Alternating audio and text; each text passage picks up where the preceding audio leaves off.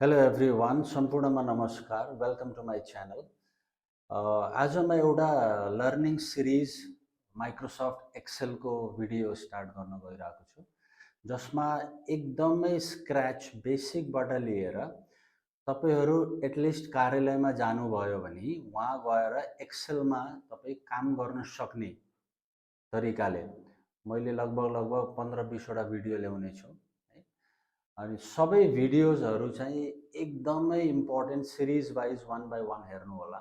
एक्सेलको प्रयोग कहाँ हुन्छ त? हामीले डेटा एन्ट्री, डेटा स्टोरेजको लागि है, अनि डाटा एनालिसिसको लागि, क्याल्कुलेसनको लागि हामीले एक्सेललाई प्रयोग गर्छौँ है। आउनुहोस् एक्सेल सुरु गरौँ। पहिला तपाईँले आफ्नो कम्प्युटरमा यो सर्च भन्ने हुन्छ यहाँ है।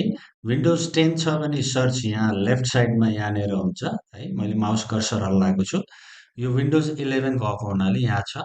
तपाईँले यहाँ सिम्पली EXCEL लेख्नुभयो भने माथि एक्सेल एप भनेर आउँछ है। अलग अलग भर्जनको अलग अलग तरिकाले आउँछ है। अलग अलग नाम लेखिएको हुन्छ होइन। माइक्रोसफ्ट एक्सेल भनेर लेखिएको हुन्छ। 2007 2010 छ भने 13 16 2013 2016 छ भने तपाईँको यसरी लेखेर आएको हुन्छ है। हामीले यसमा क्लिक गर्छौँ। यो फ्रन्ट पेज एक्सेलको है। हामीले यहाँ ब्ल्याङ्क सिट प्रयोग गर्छौँ है। ब्ल्याङ्क वर्कबुक भन्छ। एउटा कुरा याद राख्नुहोस् तपाईँहरूले, माइक्रोसफ्ट वर्डमा अगाडिको फ्रन्टलाई पेज भनिन्छ भने जुन देखिन्छ त्यसमा एक्सेलमा चाहिँ सिट भनेर भन्छ। अहिले हामी सिट नम्बर 1 मा छौँ। यो त एउटा तरिका भयो खोल्ने है। अब हामी जानौँ अर्को तरिका। मानव यो सर्च तपाईँले भेट्नु भएन है। सबैभन्दा पहिला हामी दोस्रो तरिकामा जाँदैछौँ है। विन्डोज की किबोर्डमा अनि आर थिच्छौँ अनि त्यहाँ लेख्छौँ हामी एक्सेल लेखेर ओके गरिदिएपछि यहाँ यसरी खोल्छ है। अब यो भयो एक्सेल खोल्ने तरिका। अब एक्सेल खोल्दा बित्तिकै फ्रन्ट सिट यस्तो देखिन्छ, देख्नुभयो। यो माथि तपाईँले file, home, insert, page layout, formula, data, review भनेर हेर्नु भएको छ। यिनीहरूलाई सबैलाई ट्याब भनिन्छ। जस्तो यो होम ट्याब भयो है। यो यहाँ क्लिक गऱ्यो भने यो इन्सर्ट ट्याब भयो, यो पेज लेआउट ट्याब भयो, यो फर्मुला ट्याब भयो है। त्यस्तै गरी तपाईँले एउटा यहाँ व्हाइट कलरको वारीदेखि पारीसम्म बक्स जस्तो देख्नु भएको छ होइन। यो मैले माउस कर्सर हल्लाएको छु।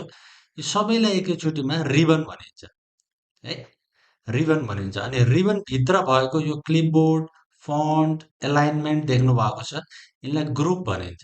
यो जस्तै क्लिपबोर्ड ग्रुप भयो, यो फन्ट ग्रुप भयो, यो एलाइनमेन्ट ग्रुप भयो, यो नम्बर ग्रुप भयो है। हामीले काम गर्दै जाँदाखेरि होइन, हामीले युज गर्ने टुलहरू कुन ग्रुपमा छ होइन, यसरी चाहिँ हामीले थाहा पाउन सकिन्छ।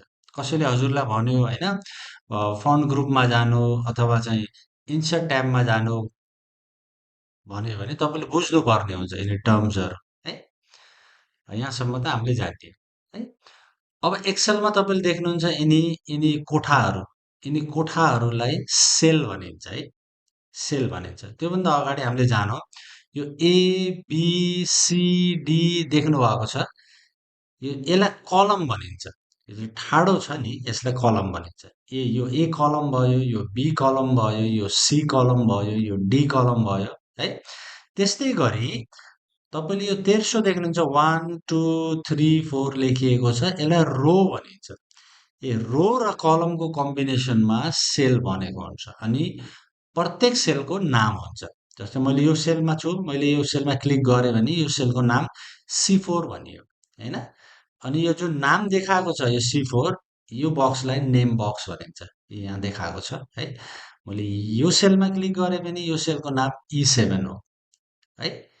अनि यहाँ माथि देख्नुभएको छ यो एफएक्स पछिको यो जो खाली बार बक्स जस्तो लामो है, यसलाई फर्मुला बार भनिन्छ। यदि हामीले टेबलमा कुनै फर्मुला प्रयोग गरेर डाटा निकालिएको छ भने त्यो फर्मुला यहाँ देखिन्छ है। अनि यहाँ तल आयो सिट है। अहिले सिट नम्बर 1 छ, हामीले यहाँबाट एड गर्न सक्छौँ। सिट नम्बर 2 भयो, सिट नम्बर 3 भयो, सिट नम्बर 4 भयो है। हामीलाई आवश्यक परेन भने हामीले सिटलाई यहाँबाट राइट क्लिक गरेर डिलिट पनि गर्न सकिन्छ है।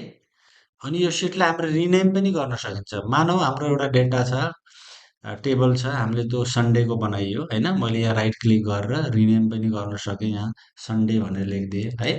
सन्डे सर्ट फर्ममा सन भनेर लेखेँ मैले होइन। यहाँ डबल क्लिक गर्नुभयो भने यसले अटोमेटिकली रिनेमको अप्सन दिन्छ। यहाँ मैले मन्डे लेखेँ होइन। यसरी तपाईँ आफ्नो सिटमा गएर सन्डे हामीले के काम गरियो, के टेबल बनाइयो होइन, के कार्यहरू भए, मन्डेको के गरियो होइन। अनि फेरि यहाँ तपाईँले ट्युसडे दिन सक्नुहुन्छ है। त्यसरी हामीले यसमा काम गर्न सक्छौँ। अब हामी यो सिटलाई वर्कबुक पनि भनिन्छ, वर्कसिट पनि भनिन्छ, कन्फ्युज नहुनु होला है। अब हामीले सबैभन्दा पहिला चाहिँ यो सिटलाई कसरी सेभ गर्ने? तपाईँले माइक्रोसफ्ट वर्डमा काम गर्नुभएको छ भने सेभ गर्ने तरिका उही हो है। हामी यहाँ फाइलमा जान्छौँ, सेभ एजमा जान्छौँ है। सेभ एजमा गइसकेपछि अब कहाँ सेभ गर्ने त? म दिस पिसीमा क्लिक गरेँ। अब हामीले यसलाई डेस्कटपमा सेभ गर्ने हो कि डाउनलोडमा डकुमेन्टहरू नगर्नुहोस् होइन, डकुमेन्टमा गर्ने हो कि पिक्चरहरूमा पनि गरिँदैन। अनि पिक्चरको अलग्गै फोल्डर भयो होइन, हामीले पछि चिन्नको लागि। डेस्कटपमा गर्नुभयो भने डेस्कटपमा देखाउँछ, यहाँ यहाँ देखाउँछ तपाईँको यो फ्रन्ट उसमा होइन। डकुमेन्ट्समा गर्नुभयो भने ठ्याक्कै डकुमेन्ट्समा तपाईँले भेट्नुहुन्छ है। अब यहाँ फाइल नेम भनेको छ, हामीले यो एक्सेल सिटको फाइल के नाम राख्ने त होइन, के बारे तपाईँले काम गर्दै हुनुहुन्छ त यो एक्सेल सिटमा है, त्यो नाम दिन सकिन्छ। मैले अहिले यसलाई तिवारी सन्स भनेर दिएँ है, तिवारी सन्स भनेर लेखेँ। अब मैले यसलाई डकुमेन्टमा सेभ गरेँ है। अब मैले यसलाई सेभमा क्लिक गरिदिएँ। अब यहाँ माथि हेर्नु है, टाइटल बार भन्छ यसलाई। यसमा तिवारी सन्स भन्ने एउटा अ, फाइलको एक्सेल फाइलको नाम देखाएको है। अब हामी अब यिनी सबै एकैवटा ट्याबबारे जान्नेछौँ है। फाइल भयो, होम ट्याब भयो, इन्सर्ट ट्याब भयो होइन।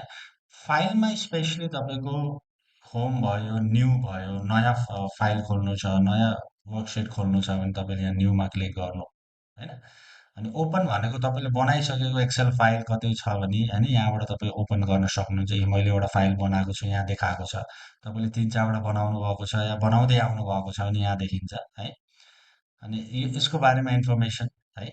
अनि सेभ देखाएको छ यहाँ। सेभ भनेको जस्तै मैले अघि सेभ एजमा क्लिक गरेँ भने मैले फाइल सेभ गरेँ अनि फाइलको नाम दिएँ अनि कुन लोकेसनमा सेभ गरेँ। अब यहाँ सेभ देखाएको छ भने अब हामीले यहाँ केही लेख्यौँ, मानौँ कि एउटा टेबल बनायौँ है। एउटा टेबल मैले यहाँ बनाएँ, मानौँ यो टेबल छ, खाली छ, एउटा बुझौँ कि एउटा टेबल हो भने हामीले कन्ट्रोल एस गर्दै जानुपर्ने हुन्छ अथवा यहाँबाट सेभ गर्दै जानुपर्ने हुन्छ। नत्र भने तपाईँले लेखेको कन्टेन्ट डाटाहरू सेभ हुँदैनन्, कन्ट्रोल एस गरिराख्नु पर्ने हुन्छ। बुझ्नुभयो? अनि अनि यिनी यिनी अप्सन, प्रिन्टको अप्सन छ, सेयरको अप्सन छ, यो त्यति साह्रै प्रयोग हुँदैन होइन। यो सेटिङहरूमा जानको लागि हो, यो अप्सन भयो, एकाउन्ट भयो है। अब इम्पोर्टेन्ट आयो होम है। होम ट्याबमा हामी छौँ। यदि तपाईँले होम ट्याब जान्नुभयो भने तपाईँले अलमोस्ट एक्सेलको बेसिक सबै सिक्नुहुन्छ है। यसैमा हुन्छ सबै कुराहरू। तपाईँले माइक्रोसफ्ट वर्ड प्रयोग गर्नुभएको छ भने क्लिपबोर्ड ग्रुप होम ट्याबमा पहिलो ग्रुप, माइक्रोसफ्ट वर्डमा पनि त्यही छ है। पावर पोइन्ट युज गर्नुहुन्छ त्यसमा पनि त्यही छ, त्यो पनि हामी अगाडि सिक्छौँ होइन, पावर पोइन्टहरू। अब यो कट भनेर भनिएको छ यहाँ, कटले के काम गर्छ? जस्तै माइक्रोसफ्ट वर्डमा र यसमा एउटै हो। जस्तै मैले यहाँ लेखेँ टेबल भनेर लेखेँ है। अनि मैले यहाँ यसलाई सेलेक्ट गरेँ है। अब यहाँ यसमा क्लिक गरेँ, सेलेक्ट गरेँ भनेको यसमा मैले क्लिक गरेँ, यो सेल सेलेक्ट भयो है। अनि मैले यहाँ कट गरिदिएँ यसलाई। अब हेर्नु यो कट भएको छ। अब यसलाई मैले कहाँ लगेर पेस्ट गर्ने त? मानौँ मलाई यो सेलमा पेस्ट गर्न छ भने मैले यसलाई कन्ट्रोल भी गरिदिएँ, त्यो त्यहाँबाट यहाँ मुभ भयो। कटले के काम गर्छ भने एक ठाउँबाट हटाएर अर्को ठाउँमा ल्याउने काम गर्छ है। अब मानव टेबल यहाँ छ अघि जस्तै। अब मैले फेरि यो टेबलमा क्लिक गरेँ अनि म कपीमा गएँ। कन्ट्रोल सी पनि गर्न सकिन्छ है, सर्टकट कन्ट्रोल सी याद राख्नु होला। अनि कटको चाहिँ कन्ट्रोल एक्स, त्यही लेखिएको हुन्छ। तपाईँले माउस कर्सर लानुभयो भने त्यही लेखिएको हुन्छ सर्टकट है। काम गर्दै जानुभयो भने सर्टकटको प्रयोग गर्न थाल्नुहुन्छ होइन, फास्ट पनि हुन्छ काम। सुरु सुरुमा अब तपाईँलाई यो टुल कहाँ छ होइन, यो खोज्दाखेरि चाहिँ अब त्यसरी चाहिँ जानु सुरु सुरुमा, पछि चाहिँ सर्टकट प्रयोग गर्नु होला। अब मैले यहाँ कटमा त अब मैले यहाँ जस्तो अब अहिले कपी गरेँ मैले होइन अघि हामीले कट गरेका थियौँ अहिले कपी भइसकेको छ यो चक्र जस्तो घुमिरहेछ नि यसले भन्न खोजेको यो डाटा कपी भएको छ अब मैले यहाँ क्लिक गरेँ अनि कन्ट्रोल भी भनेको पेस्ट हो है हेर्नु अहिले यहाँ पेस्ट गर्यो कटमा के थियो यहाँबाट मुभ भएर यहाँ आएको थियो यहाँको हराएको थियो कपीमा के भयो डुप्लिकेट भयो है कट कपी पेस्ट यो एउटा मन्त्र जस्तै गरेर याद राख्नु होला cut copy paste format painter त पछि हामी गरौँला त्यति साह्रै इम्पोर्टेन्ट छैन तपाईँ गर्दै जानुभयो भने आफ्नो वर्कलाई अझै फास्ट गराउनु पर्यो भने तपाईँले यो फर्मेट पेन्टरको प्रयोग गर्नु रहेछ है ल आज सिकाएको कुराहरू प्र्याक्टिस गर्नुहोस् आज एक्सेलको पहिलो भिडियोमा हामी सिक्यौँ कम्प्युटरमा माइक्रोसफ्ट एक्सेललाई कसरी खोल्ने होइन अनि ठाडो दिएको एबिसिडीलाई कलम भनिन्छ भन्ने हामी जानियो भने तेर्सोलाई रो भनेर भनिन्छ होइन अनि कोठाहरूलाई सेल भनिन्छ प्रत्येक सेलको नाम हुन्छ होइन अनि वर्कसिट बारे पनि जान्ने हामी वर्कसिटलाई रिनेम गर्न जानियो होइन अनि फाइलको बारेमा जानियो होम ट्याबको पहिलो ग्रुप क्लिपबोर्ड ग्रुपको बारेमा जानियो होइन यस्तै गरी अर्को भिडियोमा पनि हामी टेबलहरू बनाउनेछौँ इन्सर्ट ग्रुपले कसरी काम गर्नेछ होइन अगाडि एउटा सिक्वेन्समा जानेछौँ है हाम्रो च्यानलमा बनिरहनुहोस् लाइक फलो र सेयर गर्नुहोस् हस् त धन्यवाद